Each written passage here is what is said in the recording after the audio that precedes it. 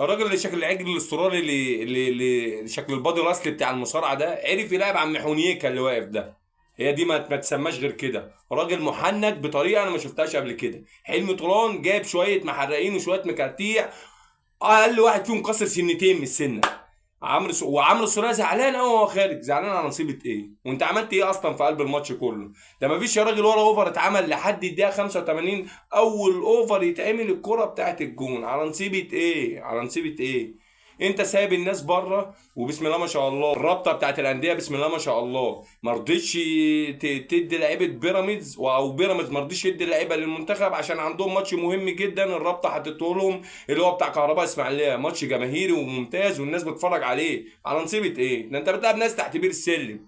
ليه ما ليه يعني ماتش زي ده؟ يعني انت حرام مثلا تطلع زلاكا، تطلع محمود صابر، تطلع الواد زيكو، تطلع احمد عاطف قطه، انما مين ميسي ومين الناس دي؟ ده يا راجل بقول لك اقل لعيب فيهم كسر سنتين. مين رجب نبيل ده كمان؟ رجب نبيل ده مش قادر يجري، ده بيتنفس من بقه.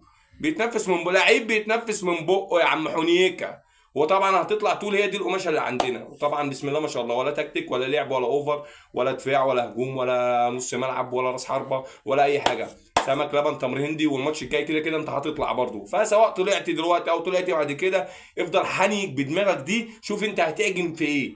العجينه اللي انت بتعجنها دي اقسم بالله عجينه، انت ما بتعملش غير عجينه. انا مش شايف اي تكتيك في قلب الملعب. بسم الله ما شاء الله اللعيبه كمان شخصيتها تقيله عليك يا بيه. احمد حسن قاعد بره برضه بسم الله ما شاء الله، يعني بسم الله ما شاء الله كلكم بقيتوا كباتن في الكوره بسم الله ما شاء الله، مش فاهمين اي حاجه، واقفين بتشجعوا اللعيبه على الفاضي. ما اللعيبه ما عندهاش كوره. اللعيبه ما عندهاش كوره اساسا.